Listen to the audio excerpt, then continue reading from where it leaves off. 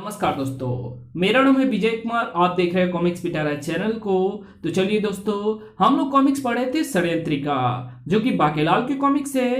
इसका पहला और दूसरा पार्ट मैंने अपने चैनल पर अपलोड कर दिया है। पहले और दूसरे पार्ट में मैंने इस कॉमिक्स को 40 पेज तक कवर कर दिया था। अब इस पार्ट में इसके आगे कहानी को शुरू करते हैं। मुझे लपेटू मंत्र पढ़ने दो। लट्टू की रस्सी, दही की लस्सी, मरे की बरसी, कफन को तरसी। जबकि वृक्ष के दूसरी ओर, ओ अद्भुत वृक्ष है, किंतु बाकेलाल यहां तो जम है ही नहीं।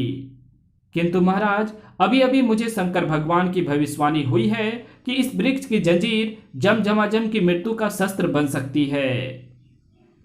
महाराज कृपया जल्दी करें, इससे पहले कि जम हमें दिखे, इस वृक्ष से एक जंजीर तुरंत तोड़ लें। ठीक है बाकेलाल, तुम कहते हो तो मैं जंजीर तोड़ लेता हूं। हाँ हाँ, तोड़ मुच्छर। जंजीर का स्पर्श करते ही वज्रपात का असर तुझ पर भी हो जाएगा और तू हो जाएगा राख का ढेर और मैं बन जाऊंगा विशालगढ़ का राजा।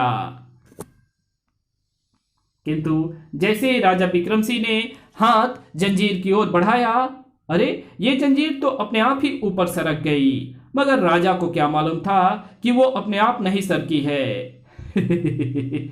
वज्रपात के प्रभाव से थरथराती जंजीरा की शाखाएं लपेटू मंत्र के प्रभाव में आकर राजा विक्रम सिंह के महल को लपेटने के लिए विशालगढ़ की ओर बढ़ रही है। खन खनक, उससे क्या होगा? जंजीरें महल को जकड़ लेंगी, किंतु मुझे तो विक्रम सिंह की मृत्यु चाहिए, ताकि उसकी मृत्यु के पश्चात महल पर धावा बोलकर उसके विशाल खजाने पर कब्जा कर लूं। यह काम मैं आमने सामने जाकर और उसके जीते जी नहीं कर सकता, क्योंकि मुझे एक ऋषि का शाप है कि मेरी मृत्यु राजा विक्रम सिंह द्वारा मुझ पर थूकने से होगी। तुम समझे नहीं। जंजीरें जब महल को पूर्ण रूप से जकड़ लेंगी और जब इस वृक्ष पर वज्रपात होगा तो वज्र यानी आकाश में कौंधने वाली बिजली इन जंजीरों पर होती हुई महल पर जहां जहां भी जाकर गिरेंगी वहीं वहीं पर तबाही मचा देंगी। महल ढह जाएगा तो उसमें दबकर विक्रम सिंह भी मारा जाएगा। बाकेलाल, ये दुष्ट तो यहां बैठकर मेरी मृत्यु का षड्यंत्र रच रहे हैं। ओह, तो कमबख्त जंजीरें इसलिए इसके हाथ नहीं लगी। मुझे इनके षड्यंत्र का पता होता तो मैं इसे महल में वापस ले जाता। बाहुबल, महल ढहा या नहीं, अभी कोई ऐसी जोरदार कड़ाकेदार बिजली जंजीरा पेड़ पर नहीं गिरी। जैसे ही गिरेगी महल तुरंत मलबे और राख के ढेर में परिवर्तित हो जाएगा। उससे पहले मैं तुम्हें रेत के ढेर में मिला दूंगा दुष्टो। तुम कौन हो? जिसकी मृत्यु का षड्यंत्र रच रहे हो उसे ही नहीं पहचानते? राजा विक्रम सिंह। इसी के साथ बाहुबल, ये जंजीर तुम पर क्यों प्रहार कर रही है? बाकी जंजीरें भी, जो कि राजमहल को अपने सिकंजे में जकड़ चुकी थी, महल से खुलकर बाहुबल के शरीर से जा लिपटी। राजा घात सिंह, मुझे मेरे गुरु ने लपेटो विद्या सिखाते वक्त ही यह समझा दिया था कि जिस शत्रु के खिलाफ इस विद्या का प्रयोग करो उसके सम्मुख ना जाना, अन्यथा लपेटो मंत्र का असर उल्टा तुम पर ही हो जाएगा। बाहुबल देखते देखते राख के ढेर में बदल गया। दोस्त राजा घात सिंह, अब बारी तेरी है और अभी अभी तूने ही अपनी मृत्यु का रहस्य मुझे बताया था। सत्यानाश, ये उल्टी गंगा क्यों बह निकली? राजा विक्रम सिंह के मुंह से यह सुनते ही राजा घात सिंह की धिकदी बंद गई। नहीं, मुझ पर मत थूकना। महाराज, इस दुष्ट के कारण मेरी योजना का बेड़ा गर्क हो गया, इसे छोड़ना मत। राजा घात सिंह को मृत्यु अपने सिर पर नंगी तलवार की तरह लटकी दिखाई दी। मैं तुम्हारे थूक के दायरे में ही नहीं आऊंगा। ठहरो, उधर जंजीरा पेड़ की जंजीरें लटक रही हैं। मृत्यु के भय से आक्रांत घात सिंह ने जैसे सुना ही नहीं और जंजीरों में कौंती विद्युत ने उसे भी अपनी चपेट में ले लिया। बाकेलाल, यहाँ पर हमें जम तो मिला नहीं, किंतु 2 षड्यंत्रकारी मारे गए। अब तो मोटे को इस वृक्ष का रहस्य भी पता चल गया है। तो फिर बाके अब हमें यहां से चलना चाहिए, किंतु अच्छा हुआ जो मैंने जंजीरा की जंजीर को स्पर्श नहीं किया, अन्यथा मैं भी राख के ढेर में बदल जाता। सोचने वाली बात यह है बाकी कि तुम्हें ऐसी भविष्यवाणी क्यों हुई जिससे मेरी जान को खतरा था। महाराज, भविष्यवाणी ठीक थी, क्योंकि जब जब तक आपका हाथ आशीर्वाद की मुद्रा में इस पेड़ पर ना उठता, ये आपके शत्रुओं को नहीं जकड़ता। ओह, तो फिर जुम्मा जुम्मा चुम्मा दे दे। पुछ, हम वर्षा पूंजी क्षेत्र से बाहर भी निकल आए। हम भी तुम्हारी प्रतीक्षा कर रहे थे। तुम कौन हो? रात क्यों रोक रहे हो? मैं हूं टुंडा ते मैवा मुंडा। अप्पा ते नाल की कम है। हम नारियल द्वीप के खजाने के रक्षक हैं। उस खजाने को जो भी हाथ लगाता है, हम अगले दिन आकर उसे मार डालते हैं। मगर अगले दिन क्यों, उसी समय क्यों नहीं? क्योंकि अगर उसी समय मारेंगे तो हमें नारियल के पेड़ के नीचे लड़ना पड़ेगा, और नारियल वृक्ष के नीचे हमारी शक्तियां छिन पड़ जाती है, और यहाँ कोई नारियल का पेड़ नहीं है। तुम दोनों ने खजाने को हाथ लगाया है, तुम दोनों को मरना होगा। मुंडा, ये सीकड़ी मेरा शिकार है। मैं इसे शक्तु तंत्र के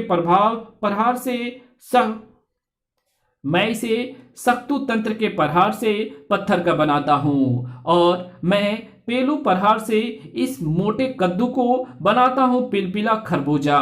किंतु लड़ाई से पूर्व हमें यह बताना आवश्यक है कि हमारी जान एक दूजे में है। टुंडा के जादुई प्रहार से बाकीलाल का हाथ पत्थर की तरह सख्त हो गया। मेरे प्रत्येक सख्तु प्रहार के बाद तेरा शरीर सख्त होता चला जाएगा, और अंत में तू बन जाएगा पत्थर का। मेरी बाजू भी सख्त हो गई। ये मुसीबत कहां से आई? ये तो मुझे पत्थर का बना देगा। इधर मुंडा ने भी विक्रम की बाजू पर जादुई तंत्र प्रहार किया। ले देख, मेरे पेलू प्रहार से तेरी बाजू थोड़ी सी पिलपिली हो गई। अरे हाँ, ये सच कह रहा है। दोनों शैतान बाकीलाल का शरीर सख्त और विक्रम सिंह का पिलपिला करने पर तुल गए थे। हम बाजू से आरंभ करते हैं। जब एक बाजू बेकार हो जाएगा तब दूसरे बाजू को बेकार करेंगे, फिर पूरे शरीर को। बाकीलाल, क्यों? जम का संकट अभी टला नहीं कि यह नया संकट आरंभ हो गया। इनसे निपटने की मुझे एक तरकीब सूझ रही है महाराज।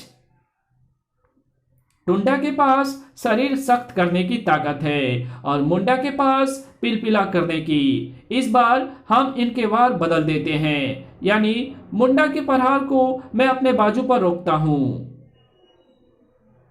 और टुंडा के प्रहार को आप अपने बाजू पर दें। इससे मेरी सख्त हुई बाजू ठीक हो जाएगी, और आपकी पिलपिली हो गई बाजू पहले की तरह सख्त हो जाएगी। वाह बाके, तुम्हारे दिमाग का जवाब नहीं। वाह, क्या तरकीब भिड़ाई है।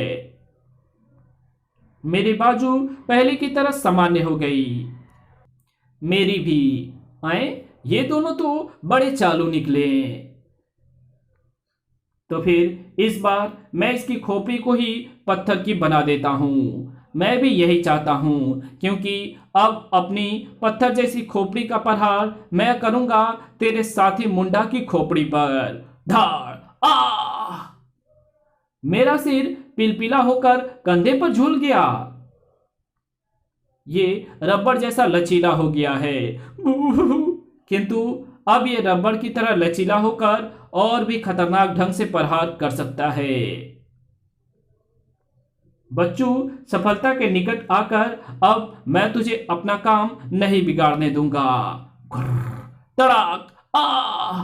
और अपने सिर में लपेटकर मैं तेरे नाक और मुंह बंद कर दूंगा, ताकि तू सांस ही ना ले पाए दुष्ट। आ!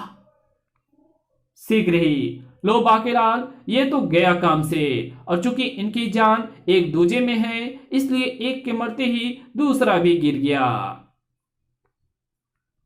हमारी मृत्यु के साथ एक अच्छाई जुड़ी है, यानी जिनके यहां तो हमारी मृत्यु होगी वो स्वयं अपने मंजिल पर पहुंच जाएंगे। राक्षसों के मरते ही दोनों के सिर ठीक हो गए। अरे, हम यहां से गायब हो गए, अब कौन सी मुसीबत आने वाली है। बाकेलाल, ये हम कहां प्रकट हो गए। मुझे तो ये जहन्नुम लग रहा है जहां मेरी योजना की कब्र खुदी हुई है।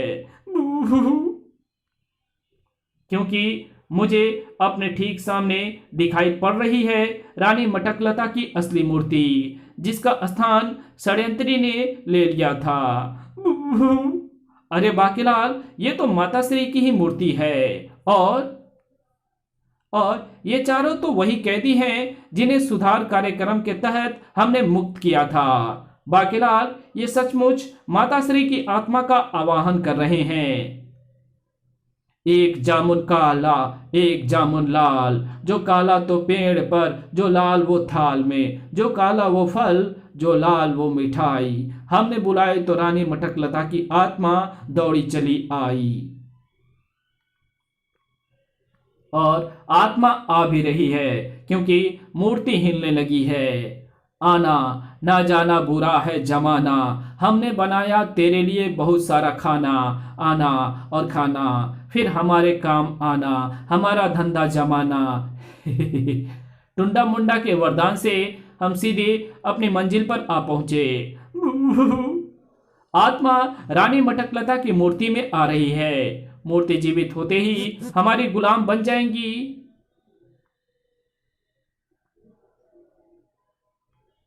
मूर्ति जीवित होते ही हमारी गुलाम बन जाएंगी। फिर हम सब मिलकर विशालगढ़ पर कब्जा कर लेंगे और विक्रम सिंह को कैद करके अपने बाकी साथियों को भी छुड़ा लेंगे। खूनी खच्चर, जल्दी से जम को जगाओ। अगर जम ना होता तो हम इस मूर्ति को कभी जीवित न कर पाते। उसी ने हमें इसकी विधि बताई है। ये तो बिल्कुल वैसा ही राक्षस है जैसा रूप मैंने धरा था। इसका नाम भी जम है। ये यहाँ कहां से आ मरा।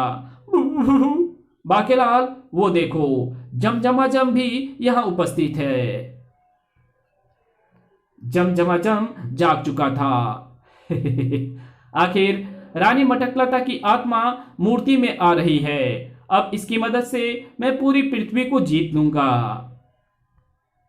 तो पहले राजा विक्रम सिंह से जीत ले, बाकी पृथ्वी को बाद में जीतना।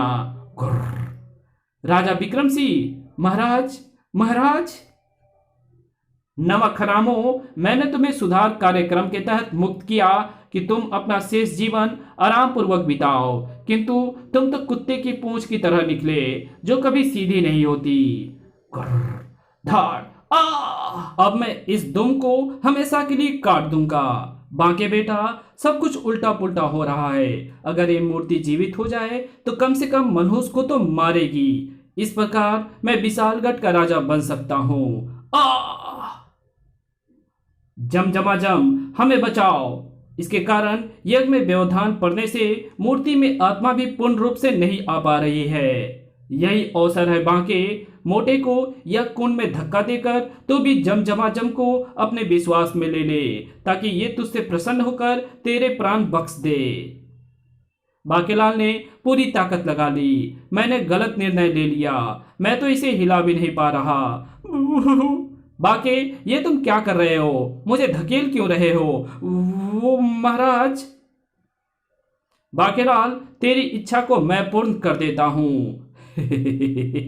धाड़,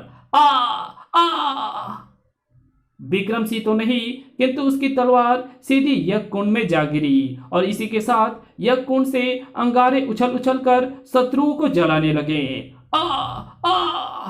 ये फिर उल्टा चक्कर चलने लगा। ओह बाकेलाल, तो तुम इसलिए मुझे यज्ञ कुंड की ओर धकेल रहे थे। लो राक्षस जम, मैंने तुम्हारी गद्दा तुम्हारे हाथ से छुड़वा दी। गद्दा छूटी नहीं राजा, बल्कि मैंने छोड़ी है। क्योंकि मैं अपने शत्रुओं को ऐसे ही मारता हूं। वो देखो, गद्दा पलट कर आएगी और अब तुम कहीं भी चले जाओ, ये वहीं पहुंचकर तुम दोनों की खोपड़ी के 1000 टुकड़े कर देगी। मेरी भी बूहू। बाकी हो नप्पा दकी हूं, वही तो मैं भी सोच रहा हूं महाराज। बूहू। गद्दा तीव्र रफ्तार से हमारी खोपड़ियों को अपना निशाना बनाने नीचे आ रही है। बाकेलाल सुनो, मेरी तरफ देखो। हैं? तुम्हें कौन पुकार रहा है बाकेलाल? ये स्वर तो मूर्ति के मुंह से निकल रहा है। हाँ बाके, तुमने मुझे पहचाना नहीं? मैं षड्यंत्री हूँ, षड्यंत्रक की पत्नी जो रानी मटकलता बनकर ढेर सारा भोजन करके बैठ गई थी। उस वक्त मैं भी नहीं जानती थी कि पूर्व जन्म में मैं ही रानी मटकलता थी। उस वक्त तुमने जब का भेष धरकर मेरी मदद की थी और अब तुम्हारी मदद करने का वक्त आया है, तो मैं ये अवसर नहीं चूकूंगी। किंतु तुम हमारी मदद किस प्रकार करोगी? तुम मेरी छाया में आ जाओ, गद्दा मुझसे टकराकर चकनाचूर हो जाएगी। बांके, जल्दी भागो, अपनी जान बचाने के लिए ऐसा तो अब करना ही पड़ेगा। और वे दोनों रानी मटकलता के छाये में आ गए। तड़ाक! गद्दा तो नष्ट हो गई, किंतु इसे क्या हुआ? मेरी जान गद्दा में ही थी। बाकेलाल, जब वो जम तुम थे तो तुम मुझे अलग अलग स्थानों पर उसकी तलाश में क्यों ले गए? वो महाराज। बेटा बाके, अपनी सफाई में जल्दी से इससे झूठ बोल। महाराज, अगर मैं ऐसा ना करता तो आपको नारियल द्वीप का खजाना ना मिलता और ना ही 2 षड्यंत्रकारी आपके हाथों मारे जाते और ना ही टुंडा मुंडा को मारकर हम यहाँ पहुंचते। तभी, अरे षड्यंत्री, तुम यहाँ? हाँ बाकेलाल, मेरी पूरी आत्मा यहाँ आ चुकी थी, उसी का पीछा करती हुई मैं यहाँ आ गई। तो ये है षड्यंत्रक की पत्नी, षड्यंत्री, जिसके कारण आज हमारे प्राण बचे। बांके दे पुच्ची। बेड़ा गर्क, सब कुछ उल्टा पुल्टा हो गया, मगर अभी भी मेरे पास षड्यंत्रिका है। षड्यंत्री के इस उपकार का बदला षड्यंत्रक की रिहाई के रूप में उसे मिला।